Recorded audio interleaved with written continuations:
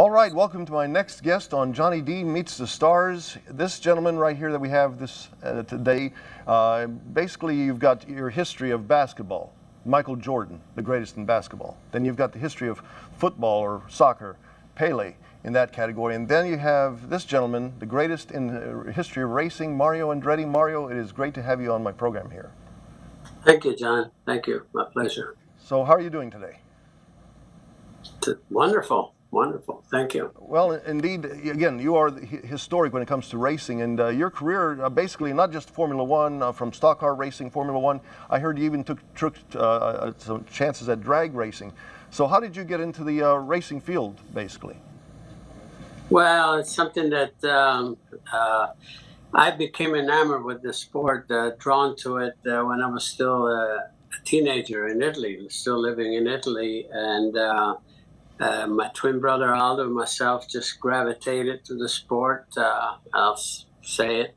But these are the facts. I mean, Italy was very prominent in, especially Formula One, when Formula One started in 1950 officially.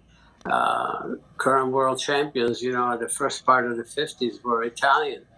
And so there it started. I had my own idols to follow, and when in 1954 at age 14, when some friends took us to see the Italian Grand Prix in Monza, and that's it. I mean, that's when the mold was cast, and from there on, I always said there was no longer plan B. I wanted to be a race driver. It was a possible dream at the time, but when you're a youngster like that, you're allowed to dream, and dream big. So again, you're from more or less on the border where Croatia and Italy now are. And so how did your trek start? I know you were a refugee for many years. Your family was a refugee family for many years, but you made it here to the United States. Can you give us a little background on how you and your family got to the United States? Well, basically, as you said, I was born in the middle of the region of Istria, which is just the far eastern part of North Italy. And after the war, basically 1947, after the Paris Pact, that Italy was on the wrong side of the war. They lost the war, and they lost that territory. And Russia was one of the deciding nations, along with the US, France, and the UK. And they gave that region to another hardline communist regime, which was Yugoslavia, headed by Marshal Tito. So anyway, a year after, there was deciding time, because to live under hardline communism, especially with the fact that my dad, he had a lot of property. He was administrating 7 big parcels of land, and over 2,100 acres of land, and all of that all of a sudden was part of the state. You're working for the state. And there was a pact with Italy that we are allowed to leave with just what we could carry, and leave everything behind, and there was going to be some sort of remuneration for what you're leaving behind, which was never really satisfied. And then we became refugees for 7.5 years in Italy, exactly in Lucca, just west of Florence. And from there, then 1952, my dad applied for visas to come to the States. Was suggested by an uncle that we had on my mother's side. And 3 years later, the visas were granted, and here we came to the States. There was a possibility that we would stay here for a while and go back, but here we are. I mean, my new life began here at age 15, 1955. 2 years later, my brother and some friends that we gathered, through just getting to know them, just hanging around. we started building a car to stock car to race locally. My career started in 1959 at age 19, and I never looked back. My last formal, professional race was in the year 2000 at the 24 Hours of Le Mans. And God bless you all, because my parents also got out of the regime of the Yugoslavia from Marshal Broz Tito. That was a rough, I can tell you from what I've heard from them saying, you all went through a lot too, I'm sure, getting out of there. And so you make it to the United States. You're like the Nolan Ryan, again, I'm giving you examples of folks at home, again, examples like Nolan Ryan into baseball, had a great career, barely any injuries, and you went through like, what, 900 races and only, what, missed 2 with injury, correct? Yeah, you're correct. Actually, you talk about being fortunate, just having someone bigger than me looking after me, Sure. and I just, again, as cruel as the sport could be, and it's been to a lot of my friends, even to my direct family, my brother. I somehow escaped it, and I don't know why, but I've been extremely fortunate, as you can imagine. Some of this earlier years in the 60s, especially 60s and 70s, the sport did not enjoy the safety that we're enjoying today by any means. And some of my friends paid the ultimate price. Did you ever pass paths with the Ayrton Senna by any chance? Yeah, I knew Ayrton. Yeah, of Yeah, course. that shows you, I know an example of how tragic it was for the country of Brazil on his loss. I mean, that shows folks how big racing, how the world, again, it's big into racing, obviously the United States, but all around the world. This, I mean, your Indy 500 is like the Super Bowl when it comes to racing, correct? Yeah, of course. Yeah, we view that as such. I mean, it's an event that's over 100 years old, and it's been very prominent here in the United States. And it's from a point. It's got as much value as a championship. One race got as much value as a national championship, it's unfair, but that's a fact. And your favorite place to race and your least favorite place to race in the world? I mean, through your whole career, what was your favorite? Like, he said, wow, this is one of the best tracks out there. And then what was your least favorite? Well, John, I never really looked at it that way. To me, I approached every venue, everywhere. I don't care, where I was in the world. I raced in 5 continents, and in fact, I won at least one race in all of those continents, and actually 6 continents, and and and and I never, in a race car, everything was the same to me. And I never tried to look at, oh yeah, I really don't like this so much, because I felt that I would be psychologically defeated just before even Sure. entering. I looked at my effort.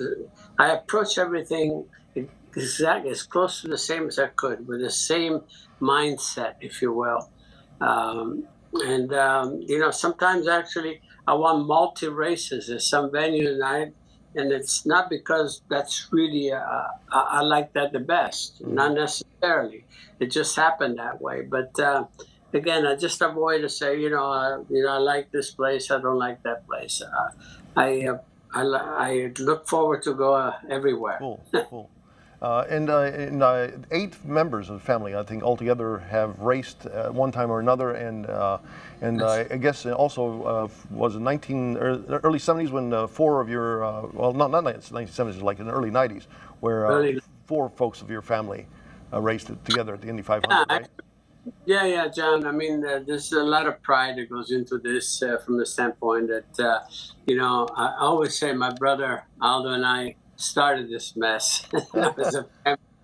And ultimately there are 4 race drivers on each side of the family. And as Lord would have it, in 1991 and 92, Indianapolis, 4 members of this family qualified for that event, and that never happened before or since. That 4 members of same family were in the Indianapolis 500.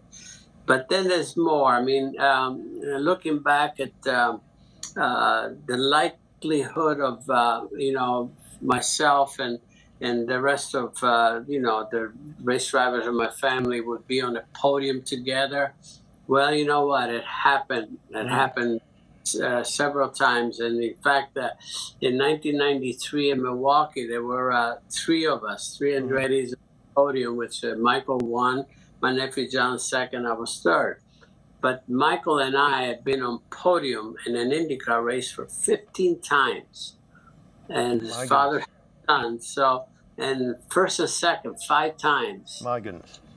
It was 5, 10, and 15. It started first on the first row in 10 races, 10 IndyCar races. So we look back at that. I mean, you talk about how much satisfaction the sport has given us as a family, and it's something that you take with you forever, So, yeah, I mean, the sport has been fantastic to all of us. So how is it when one of your kids or both of your kids say, "Okay, Dad, I want to do this"? How does a dad handle that?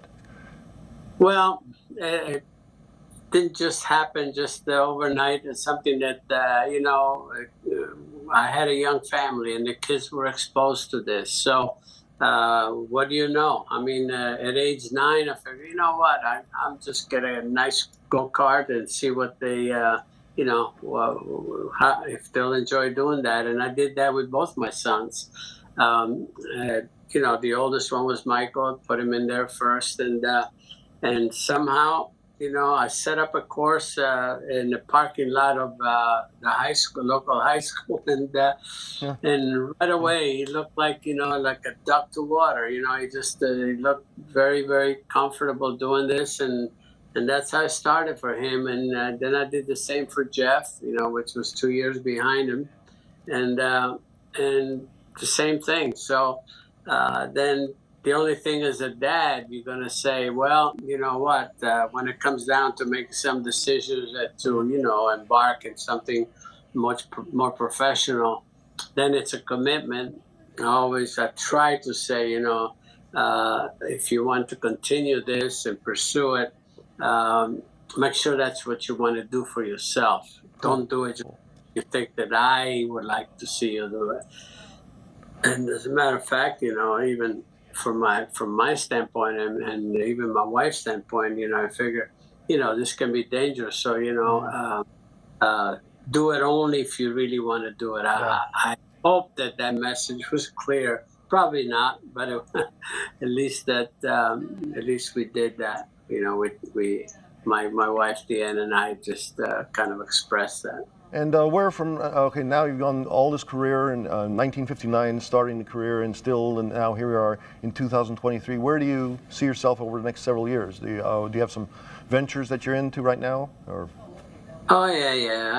I have my fingers in a lot of things, and we have a couple of very interesting businesses that we're in as a family, and also pursue the sport. As you can see, my son Michael is really, really very deeply involved in all the different major disciplines of the sport. I even look at Formula One right now so it gives me reason to stay close to the sport that I love so much. And then we have my grandson Marco. He only does Indy and a couple other races, but he's still in it. And I got my grandnephew Jarrett on Aldo's side, John's son, that is racing the sports prototypes. And again, I got another nephew, and Adam, who is racing in Trans Am. So we have a lot of horses in these.